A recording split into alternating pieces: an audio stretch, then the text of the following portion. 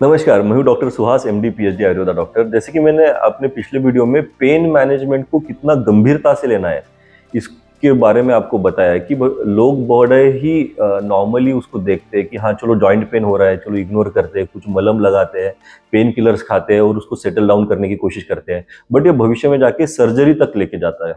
उसी प्रकार से आपका बैक पेन है, आपके सर्वाइकल पेन है या फिर माइग्रेन का इशू है, ये जो दर्द है ये सारी की सारे वात दोष के कारण है। ये मैंने अपनी पिछली वीडियो में बड़ा ही एक्सप्लेन किया है, तो kindly follow my last video.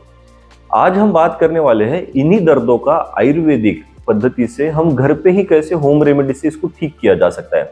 जैसे किसी व्यक्ति को कंटिन्यूअसली उसके नी जॉइंट में पेन हो रहा है, तो उस व्यक्ति ने अदरक मतलब अपना जिंजर इसको पीस के अगर उसका लेप बनाया और वो लेप आपके पैर के उस पर्टिकुलर एरिया के जॉइंट पे लगाया, तो वहाँ की इन्फ्लामेटरी कंडीशन मतलब वहाँ की सूजन प्लस दर्द, ये दोनों में भी बड़ी तत्काल में राहत मिलती है। आपको कुछ नहीं करना है, बेसिकली जिंजर का पेस्ट लेना है, उसको अप्लाई करना है, उसके ऊपर पट्टी बांधनी है जिसको थोड़ा सा लंबे समय तक रखना है, ऑलमोस्ट 4 to 5 आवर्स।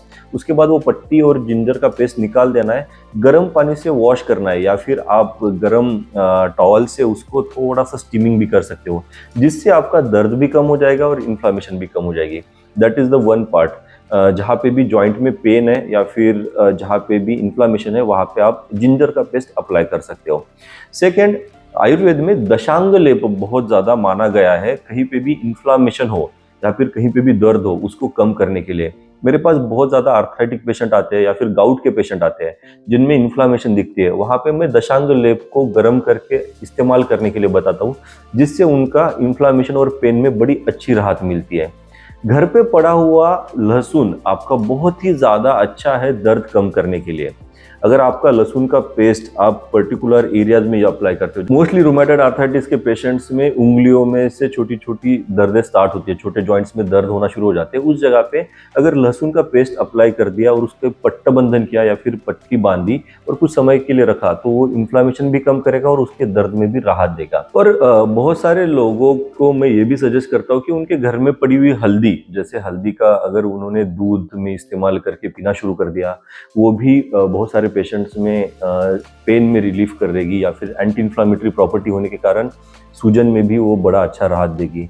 उसी के साथ साथ सौंठ का पानी भी तत्काल वेदना शामक है, मतलब दर्द कम करने के लिए सौंठ का पानी भी बड़ा ही अच्छा कार्य करता है। हाँ, अगर आपको सौंठ का पानी इस्तेमाल करना है तो बस कम मात्रा में आपको यूज़ करना है और लंबे समय तक यूज़ बिल्कुल भी नहीं करना है।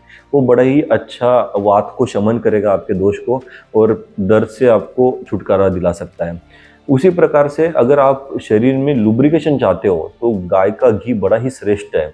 जॉइंट्स में जो हमारा फ्लूइड रहता है उसको अच्छा रखने के लिए गाय का घी बड़ा श्रेष्ठ कार्य करता है, वो लुब्रिकेशन देने का काम करता है। जैसे आपके साइनोवियल फ्लूइड कम होता है, वो फ्लूडिंग का काम करने के लिए गाय का घी सबसे ज़्यादा बेस्ट है। अब ये सारी चीज़ें हैं हमारी होम रेमेडी जो हम घर पे दर्द को कम करने के लिए इस्तेमाल करते हैं। इसी के साथ अगर आपको दर्द ज़्यादा मात्रा में है तो आप आयुर्वेदिक वैद्य से आयुर्वेदिक हर्ब्स और पंचकर्मा थेरेपीज इमीडिएटली स्टार्ट करवाओ। इससे वो डिजीज़ का प्रोग्रेस स्टॉप हो जाएगा और वो नॉर्मल लेवल पे आना शुरू हो जाएगा। अब आयुर्वेद के अनुसार जो वात दोष है उसको ठीक रखने के लिए या फिर जो जॉइंट पेन्स है या फिर कहीं पे भी डीजनरेशन हो रहा है उसको संतुलित रखने के लिए क्या अवॉइड करना चाहिए, वो भी बहुत ज़्यादा इंपॉर्टेंट है। किसी भी व्यक्ति में अगर वात दोष बढ़ा है और या फिर ये शरीर में दर्द उत्पन्न कर रहा है, उन व्यक्तियों ने बिल्कुल भी जमीन से उगने वाली सब्जियां अवॉइड करनी है इमीडिएटली। आयुर्वेद में वात दोष को शमन करने के लिए क्या अवॉइड करना चाहिए इसके ऊपर विशेष ध्यान दिया गया है। उसमें जो रूट वेजिटेबल्स है उसको बड़ा ही प्राधान्य दिया है, क्योंकि ये सारी वात कर है, मतलब वात बढ़ाती है, एग्रीवेट करती है, जिसकी वजह से आपके शरीर में दर्दें बढ़ सकती है। जैसे कि आलू है, अरबी है, शलगम है, मूंगफली है, ये सारी जो जमीन से नीचे उगने वाली सब्जियां हैं, ये इमीडिएटली वात दोष को बढ़ाती है और आपके शरीर में पेन और जकड़न उत्पन्न करती है। तो आर्थराइटिक का पेशेंट है, कहीं नी जॉइंट का पेशेंट है, डीजनरेटिव की वजह से, चेंजेस की वजह से होने वाला बैक पेन, सर्वाइकल पेन, इन कहीं पे भी, या फिर आपका स्टिफ शोल्डर है या आपको किसी भी जॉइंट में पेन हो रहा है, उन व्यक्तियों ने जमीन से नीचे उगने वाली सब्जियां तत्काल में अवॉइड करनी है। आयुर्वेद के अनुसार राइस, जो आपका व्हाइट राइस है, ये भी तंडुल वातकर है, वात उत्पन्न करता है शरीर में, उसको भी आपको तत्काल में अवॉइड करने की आवश्यकता है। आयुर्वेद के अनुसार दही शोफ अभिसंधकरा नाम है।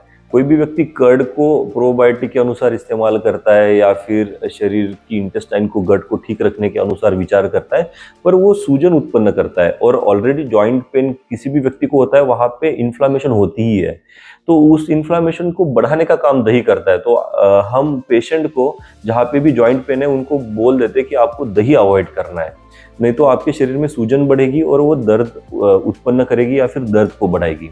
उसी के साथ साथ जैसे जो लोग राजमा और चना को बड़ा प्राधान्य देते हैं, वो भी वात कर है, वो भी वात को बढ़ाते हैं। तो इस प्रकार के जो लेंटिल्स है, जैसे राजमा है, चना है, इनको स्पष्ट तरीके से नो है अगर किसी भी व्यक्ति को जॉइंट में पेन हो रहा है तो उन लोगों के लिए केवल और केवल मूंग, मतलब मूंग की दाल बड़ी ही श्रेष्ठ है, पचने में हल्की, सूकर, अल्पाहारी, इस प्रकार की मूंग की दाल है। मूंग की दाल से आपको कोई भी प्रॉब्लम नहीं उत्पन्न होगी, वो दाल आप कंटिन्यूअसली किसी भी प्रकार के जॉइंट पेन में आप खा सकते हो। इसलिए हम जब भी कोई व्यक्ति जॉइंट पेन का आता है, उनमें मूंग की दाल को श्रेष्ठ मान के उनको बताते हैं कि यही आपको सेवन करना है। अभी तक जो मैंने आपको बताई होम रेमेडीज है या फिर जो फूड अवॉइड करना है, ये तो आपको टेम्परेरी वेदना शमन, मतलब दर्द को कम करने के लिए हेल्प तो जरूर करेगी, पर अगर आप इसका परमानेंट इलाज चाहते हो तो एक आयुर्वेदिक वैद्य के पास से आयुर्वेदिक मेडिसिन और पंचकर्मा थेरेपीज लेना बड़ा ही इंपॉर्टेंट है। वो आपकी डिजीज के प्रोग्रेस को भी रोकेगा और जो डिजीज क्रिएट हुआ है उसको भी वो ठीक करने में मदद करेगा। आज के लिए इतना ही, धन्यवाद।